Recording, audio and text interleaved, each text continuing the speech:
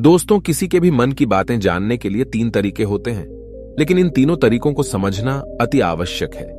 यदि आप इन तीनों तरीकों को समझ लेते हैं तो आप किसी के भी मन की बातें बड़ी ही आसानी से जान सकते हैं, समझ सकते हैं। तो चलिए इसे एक बुद्ध कहानी के माध्यम से समझते हैं कि किस तरह से आप दूसरों की मन की बातें जान सकते हैं, समझ सकते हैं। बहुत समय पहले की बात है। एक छोटा सा गांव था। उस गांव में 2 भाई रहा करते थे। बड़ा भाई अंधा था, जिस कारण वो हमेशा घर पर ही बैठा रहता था, और छोटा भाई खेती किया करता था, लेकिन खेतों में अधिक जानवर आने से पूरी फसलें नष्ट हो जाती थीं, जिस कारण छोटा भाई बहुत परेशान हो चुका था। तभी उसे एक तरकीब सूझी। एक दिन उसने सोचा, खेतों में से इन जानवर को भगाने के लिए क्यों ना मैं अपने बड़े भाई की मदद लूं। वैसे भी बड़े भैया अंधे हैं, अगर वह खेत में बैठे रहेंगे और जानवरों की आहट आने पर वो उन्हें जोर से चिल्लाकर भगा सकते हैं, जिससे हमारी फसलें बच सकती हैं। इसलिए उन्हें मैं खेत में बिठा देता हूं। ये सब सोच विचार करने के बाद उसने अपने खेत में ही एक छोटी सी झोपड़ी तैयार की और अपने अंधे भाई को उस खेत में बिठा दिया और उनसे कहा, भैया, यदि कोई जानवर की आहट आपको सुनाई दे तो आप जोर जोर से चिल्लाना। ये सुनकर वो जानवर यहां से भाग जाएंगे और हमारी फसलें नष्ट होने से बच जाएगी। बड़ा भाई अपने छोटे भाई की बात मान लेता है और वो उस दिन से खेत में ही रहना शुरू कर देता है। जब भी किसी जानवर की आहट उसे सुनाई देती तो वो तुरंत जोर जोर से चिल्लाना शुरू कर देता, जिससे वो जानवर उसके खेतों से भाग जाते। ऐसा करते करते कई दिन बीत चुके थे। तभी एक दिन उसके खेत में एक हिरण भागता हुआ आता है और वह खेत के बांध को तोड़कर वहां से भाग गया। लेकिन उसी हिरण का पीछा करते हुए एक राजा भी उस खेत में आ पहुंचा। तभी राजा की नजर उस अंधे भाई पर पड़ती है। राजा उस व्यक्ति से कहता है, देखो, मैं यहां पर एक जानवर का पीछा करते हुए आया हूं। क्या तुमने उस जानवर को यहां पर देखा है? इस पर वो व्यक्ति कहता है, हे राजन, मैं तो अंधा हूं, मैं भला किसी जानवर को कैसे देख सकता हूं। लेकिन मैं आपको इतना जरूर बता सकता हूं कि जो जानवर मेरे खेतों से होकर भागा है वो आपके लायक नहीं है। आप उसके पीछे अपना समय यूं ही व्यस्त कर रहे हैं। राजा उस अंधे व्यक्ति की बात सुनकर बड़ा अचरज में पड़ गया। वो ये सोचने लगा कि आखिर ये तो अंधा है, फिर इसे कैसे पता कि जिस हिरन को मैं तलाश रहा हूं वह हिरन मेरे लायक है ही नहीं। ये अंधा व्यक्ति मुझे कैसे बता सकता है? तभी राजा उस अंधे व्यक्ति से कहता है, कहीं तुम मुझसे झूठ तो नहीं कह रहे? एक तरफ तुम ये कहते हो कि तुम अंधे हो और दूसरी तरफ तुम ये भी कह रहे हो कि जो जानवर यहां से भागा है वो मेरे लायक नहीं है। इस पर वो अंधा व्यक्ति कहता है, हे राजन, जिसे आप एक हिरण समझ रहे हैं, असल में वो एक हिरण नहीं है, बल्कि एक हिरणी है, और वो भी गर्भवती है। और जहां तक मुझे ज्ञान है, मैंने कभी किसी राजा को किसी गर्भवती हिरणी का शिकार करते हुए नहीं सुना है। और इसी कारण मैं आपसे ये कह रहा हूं कि वो हिरणी आपके लायक नहीं है। आप उसके पीछे अपना समय व्यर्थ ना करें। यह सुनकर राजा और भी अचरज में पड़ गया। वो ये सोचने लगा कि आखिर ये अंधा आदमी ये कैसे जान सकता है कि वो हिरणी है और गर्भवती है। राजा कुछ देर सोच विचार करने के बाद अपने सेनापति से कहता है, सेनापति जी, मुझे वो जानवर जिंदा चाहिए, क्योंकि मुझे यह पता करना है क्या वह हिरणी है और क्या वह गर्भवती है। क्योंकि यह अंधा आदमी बहुत विश्वास के साथ कह रहा है और मुझे इस बात की पुष्टि करनी है। यदि वह हिरणी हुई और गर्भवती हुई तो वह हमारे शिकार के लायक नहीं है, क्योंकि हम तो एक हिरण का पीछा कर रहे थे। इसलिए जाओ और पता करो कि क्या वो हिरणी है। सेनापति राजा से आज्ञा लेकर आगे की ओर बढ़ चलता है और कुछ देर बाद जब वह वापस लौट कर आता है तो वह राजा को कहता है, हे राजन, इस अंधे आदमी ने जो भी बातें कही हैं वो बिल्कुल सही हैं। वो एक हिरणी ही है और वह गर्भवती भी है।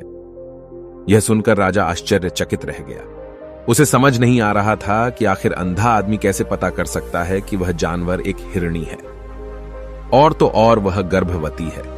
भला एक अंधा आदमी यह कैसे देख सकता है? यह कैसे जान सकता है? आखिर इसे यह कैसे पता चला? ऐसे कई सारे प्रश्न अब राजा के मन में उमड़ने लगे। अब राजा ने यह ठान लिया था कि मुझे इस बात की तह तक पहुंचना ही है कि आखिर यह अंधा आदमी कैसे जानता है कि वह जानवर एक हिरणी है। यह सोचकर राजा उस अंधे आदमी के पास जाता है और उस अंधे आदमी से कहता है, देखो, मैं ये तो नहीं जानता कि तुम सचमुच अंधे हो या नहीं, लेकिन मैं तुमसे एक बात जानने आया हूं। क्या तुम मेरे प्रश्न का सही सही जवाब दोगे? इस पर अंधा व्यक्ति कहता है, हे राजन, आप जो कुछ पूछना चाहते हैं मुझसे पूछ सकते हैं, मैं आपको बिल्कुल सच सच जवाब दूंगा। इस पर राजा कहता है, देखो, एक तो तुम कहते हो कि तुम अंधे हो और दूसरी तरफ तुमने यह बता दिया कि जिस जानवर का पीछा मैं कर रहा हूं वह एक हिरणी है, और तो और वह गर्भवती भी है। आखिर तुम्हें यह कैसे पता चला? तुम्हारे खेत में और भी तो जानवर आते होंगे, और भी तो जानवर यहां से गुजरते होंगे, फिर तुमने यह कैसे अंदाजा लगाया? तभी वह अंधा व्यक्ति राजा से कहता है, हे राजन, आप जिस हिरणी का पीछा कर रहे थे वही हिरणी जब मेरे खेत में आई, उसकी रफ्तार और उसके भागने की आहट से मुझे यह एहसास हो चुका था कि यह एक हिरणी है, और मेरे खेत की जो बांध है वह बहुत छोटी है, उसकी ऊंचाई ज्यादा नहीं है। यदि कोई हिरण होता तो उस बांध को बड़ी आसानी से लांघ जाता, लेकिन वह हिरणी इस बांध को तोड़कर भागी है, और यदि वह इस बांध को छलांग लगाकर पार करने का प्रयास करती तो इससे उसके बच्चे को खतरा होता, और इसी बात से मैंने यह पता लगा लिया कि वह गर्भवती है। इस कारण वह ज्यादा ऊंची छलांग न लगाकर मेरे खेत की बांध को तोड़ते हुए भाग गई। इस पर राजा के मन में एक और प्रश्न उठा। राजा ने कहा, किंतु तुम्हें कैसे पता चला कि वो एक हिरणी ही है? और भी तो कोई जानवर यहां पर आ सकते हैं। इस पर वो अंधा व्यक्ति कहता है, हे राजन, मैं पूरा दिन सुबह शाम यहीं पर बैठा रहता हूं, और मेरी सुनने की शक्ति बहुत तेज है। मैं ये बाफ जाता हूं कि कौन सा जानवर मेरे खेत में आया है, और उसी के आधार पर मैं जोर जोर से चिल्लाता हूं ताकि वो मेरे खेत से भाग जाए और मेरे खेत की फसलों को नष्ट न कर पाए। राजा उस अंधे आदमी का यह जवाब सुनकर पूरी तरह से संतुष्ट हो चुका था। वो मन ही मन ये सोच रहा था कि आदमी भले ही अंधा हो, लेकिन ये तो बड़ा ज्ञानी मालूम पड़ता है। इस आदमी से कुछ ना कुछ तो काम निकलवाना ही चाहिए। ये विचार लिए हुए राजा वहां से वापस अपने महल की ओर लौट जाता है। राजमहल पहुंचते ही राजा उस अंधे व्यक्ति से कहता है, आप तो बड़े ज्ञानी व्यक्ति है, आपको किसी भी बात का पता बड़ी आसानी से चल जाता है। आज मैंने आपको यहां पर इसलिए बुलाया है क्योंकि मैं आपसे ये जानना चाहता हूं कि मेरी पत्नी पतिव्रता है या नहीं। इस पर वो अंधा व्यक्ति कहता है, हे राजन, ये कैसा प्रश्न हुआ? इस पर राजा कहता है, मैंने आपसे बिल्कुल उचित प्रश्न किया है, मुझे इस प्रश्न का उत्तर दीजिए। इस पर वो अंधा व्यक्ति कहता है, हे राजन, ये सारी बातें जाने दीजिए। आपकी शादी को इतने साल बीत चुके हैं, और अब आप ये बात क्यों जानना चाहते हैं? आपके मन में ऐसे प्रश्न क्यों उठ रहे हैं? इस पर राजा जिद करते हुए कहता है, देखिए, आपको मुझे इस प्रश्न का उत्तर तो देना ही होगा। यदि आप मुझे इस प्रश्न का उत्तर नहीं देंगे तो मैं आपको मृत्युदंड दे दूंगा। राजा के मुख से यह बात सुनकर वो अंधा व्यक्ति कहता है, हे राजन, यदि आप इस प्रश्न का उत्तर चाहते हैं तो उसके लिए आपको मेरा एक काम करना होगा। राजा कहता है, बोलो, मुझे क्या काम करना होगा? इस पर व्यक्ति कहता है, इसके लिए आपकी पत्नी को मेरे साथ कमरे में अकेले छोड़ना होगा। उस अंधे व्यक्ति की यह बात सुनकर राजा पहले तो क्रोधित हो जाता है, लेकिन फिर कुछ सोच विचार करने के बाद वह उस व्यक्ति की बात मान लेता है और अपने सेनापति को आदेश देता है, सेनापति जी, इस व्यक्ति को और मेरी पत्नी को एक कमरे में कुछ देर के लिए अकेला छोड़ दे। सेनापति बिल्कुल वैसा ही करता है। अब राजा की पत्नी और अंधा आदमी एक कमरे में बंद हो चुके होते हैं। तभी वो अंधा आदमी राजा की पत्नी से कहता है, मुझे आपको छूना है। इस बात पर रानी अत्यधिक क्रोधित हो जाती है और उस अंधे आदमी को वो पकड़ पकड़ कर पीटने लगती है, कभी हाथों से तो कभी लातों से तो कभी पटक पटक कर। इस तरह से उन्होंने उस अंधे आदमी की खूब पिटाई की। उसके बाद किसी तरह से वह अंधा आदमी अपनी जान बचाकर वहां से भाग निकलता है और वह राजा के पास पहुंचता है और वह राजा से कहता है, हे राजन, आपकी पत्नी पतिव्रता नहीं है। यह बात सुनकर राजा अत्यधिक क्रोधित हो उठता है और राजा अपनी तलवार निकालकर सीधा अपनी पत्नी की ओर जाता है और क्रोधित होकर वह अपनी रानी से कहता है, रानी जी, आज मैं जो भी सवाल आपसे करने वाला हूं उसका मुझे सच सच जवाब दीजिएगा, और यदि आपने एक शब्द भी झूठ कहा तो मैं आपका अभी के अभी सर धड़ से अलग कर दूंगा। तभी आगे वह राजा कहता है, मुझे बताइए, क्या आप पतिव्रता हैं या नहीं? इस पर रानी कहती है, हे राजन, आप भले ही मुझे जान से मरवा दीजिए, लेकिन मैं पतिव्रता नहीं हूं। राजा यह बात सुनकर बहुत खुश हुआ, क्योंकि उस अंधे आदमी ने जो भी कहा था वह बिल्कुल सच था। यह बात सुनकर तुरंत ही राजा उस आदमी के पास पहुंचता है और आकर उस अंधे आदमी से कहता है, तुम्हें कैसे पता चला कि मेरी पत्नी पतिव्रता नहीं है? इस पर वह अंधा आदमी कहता है, हे राजन, बड़ी सीधी सी बात है। मैंने तो आपकी पत्नी से बस इतना ही कहा था कि मुझे आपको छूना है, और इस बात पर वह इतना क्रोधित हो उठी कि उन्होंने गुस्से में आकर मुझे लात घूंसों से पीटना शुरू कर दिया। और भला कोई औरत किसी और मर्द को कैसे छू सकती है, लेकिन उन्होंने न आव देखा न ताव, बस लात घूंसे मुझ पर बरसाने शुरू कर दिए। वह भी तो एक छूना ही हुआ, और एक पतिव्रता नारी कभी भी पराये मर्द को नहीं छूती। जब मैंने उसे छूने के लिए कहा था तो वह उस वक्त मुझे मना कर सकती थी, लेकिन उन्होंने तो मुझे पीटना शुरू कर दिया और देखते ही देखते उन्होंने मेरे पूरे शरीर को छू लिया।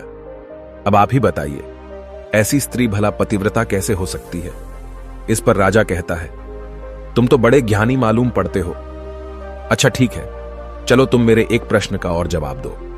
यदि तुमने मुझे इस प्रश्न का सही सही जवाब दे दिया तो मैं तुम्हें यहां से जाने दूंगा।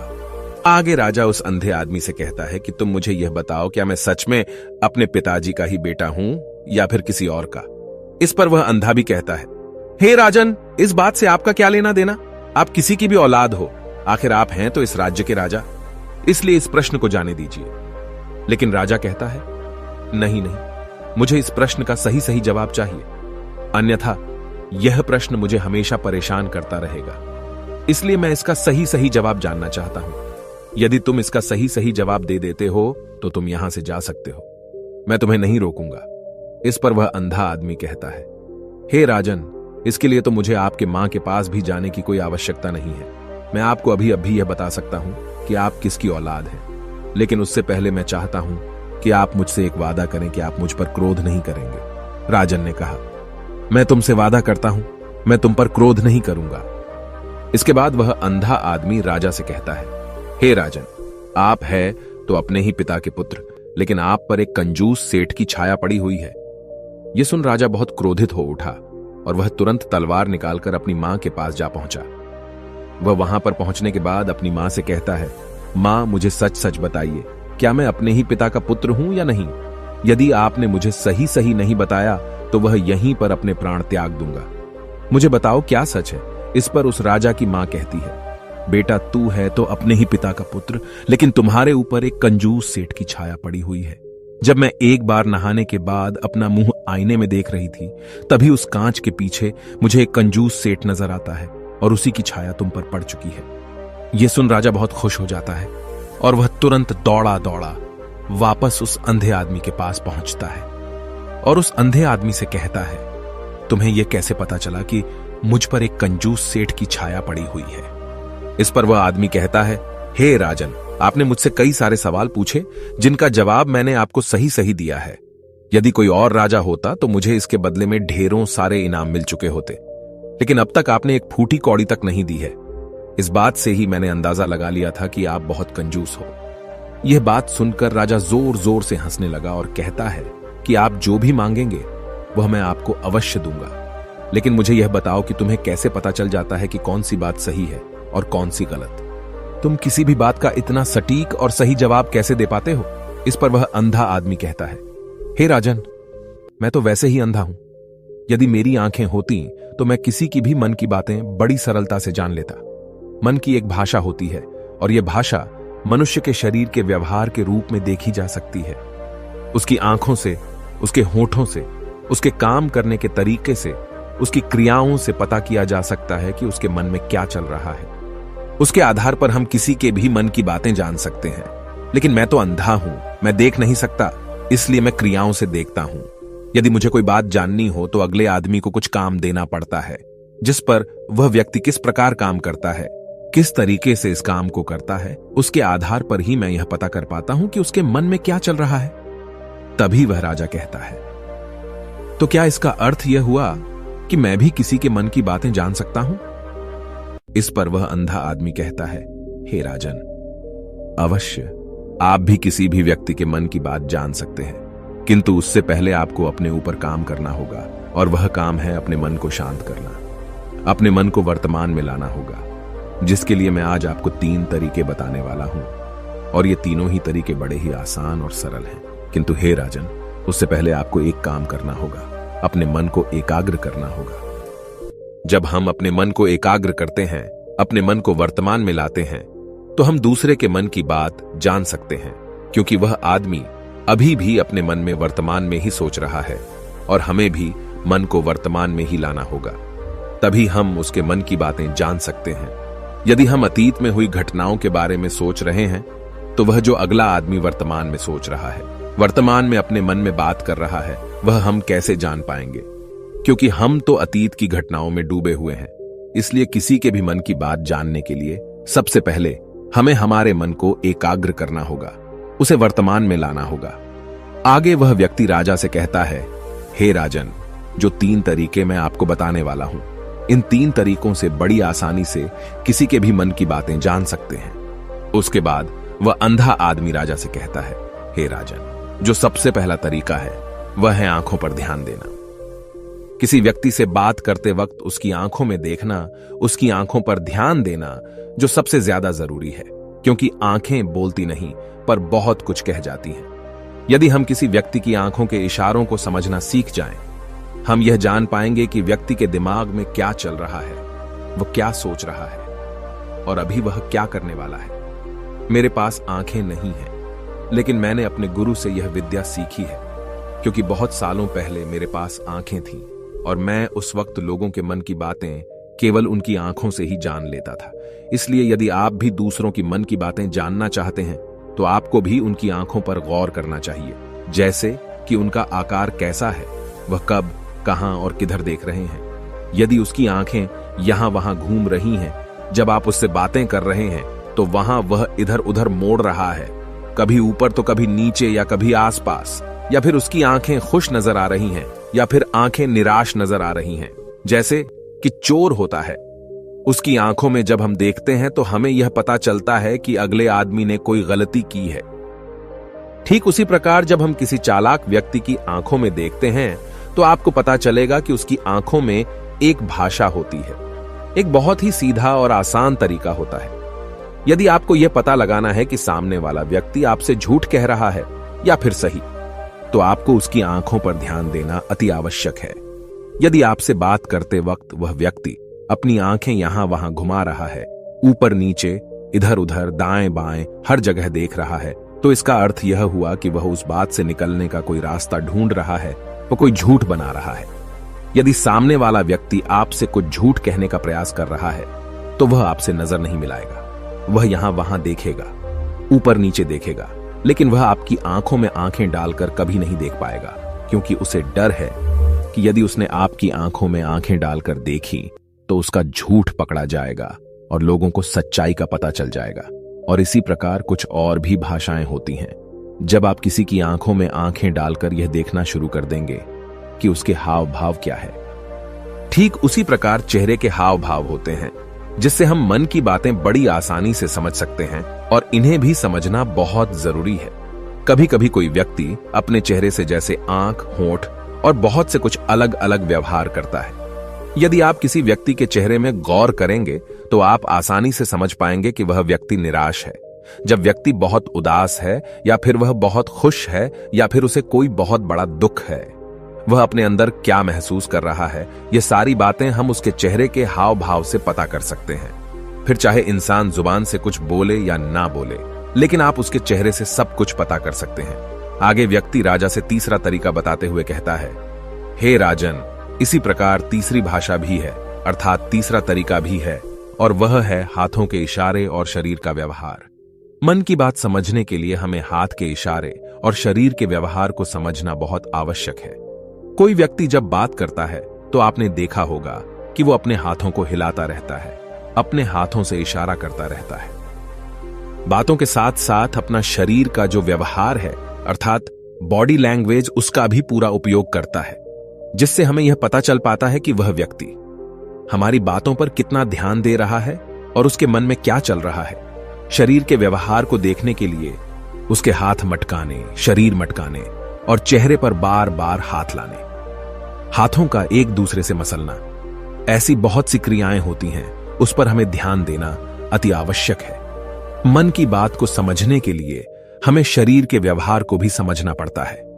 यदि हम इन 3 तरीकों को सही तरीके से ध्यान देकर इन 3 तरीकों को अच्छे से समझ लेते हैं तो हम बहुत जल्दी किसी भी व्यक्ति के मन की बातें बड़ी सरलता और सहजता से जान सकते हैं। इसलिए यदि आपको किसी के मन की बातें जानी है तो आपको उसकी आंखों पर, उसके चेहरे पर, उसके शरीर के हाव भाव को और उसके हाथों को ध्यानपूर्वक देखना और समझना होगा, जिससे आप यह समझ पाएंगे कि आखिरकार उसके मन में क्या चल रहा है और वह क्या सोच रहा है। लेकिन उनसे पहले आपको अपने मन को एकाग्र करना होगा, शांत करना होगा और अपने मन को वर्तमान में लाना होगा। तभी आप उस व्यक्ति की इन सभी क्रियाओं पर ध्यान दे पाएंगे, उन्हें समझ पाएंगे। अन्यथा आप यदि अतीत की घटनाओं में व्यस्त हैं, भविष्य की योजनाओं में व्यस्त हैं, तो आप उस व्यक्ति के हाव भाव पर कभी ध्यान ही नहीं पाएंगे और न ही आप कभी यह समझ पाएंगे कि आखिर उस व्यक्ति के मन में क्या चल रहा है, वह क्या सोच रहा है। आपने देखा होगा कि ऐसे कई बड़े संत महात्मा हैं जो बड़ी ही शांति से आपको देखते हैं और आपको देखकर ही ये बता देते हैं कि आपके मन में क्या चल रहा है, आप उनसे क्या जानने आए हैं। और इसका सबसे बड़ा प्रमुख कारण यही है कि वह आपको पढ़ सकते हैं, आपको समझ सकते हैं, आपकी मन की बातें जान सकते हैं, क्योंकि उनका मन एकाग्र है, शांत है। और यही कारण है कि वह आपके मन की बातें बड़ी सरलता से समझ जाते हैं। यदि आपने अब तक पूरी कहानी को सुना है तो मैं आपसे एक छोटा सा अनुरोध करना चाहता हूं। कृपया इस चैनल को सब्सक्राइब करें ताकि मैं आपके लिए और भी ऐसी ही ज्ञान से भरपूर कहानियां लेकर आ सकूं। नमो बुद्धाय। मिलते हैं एक नई कहानी के साथ अगली वीडियो में।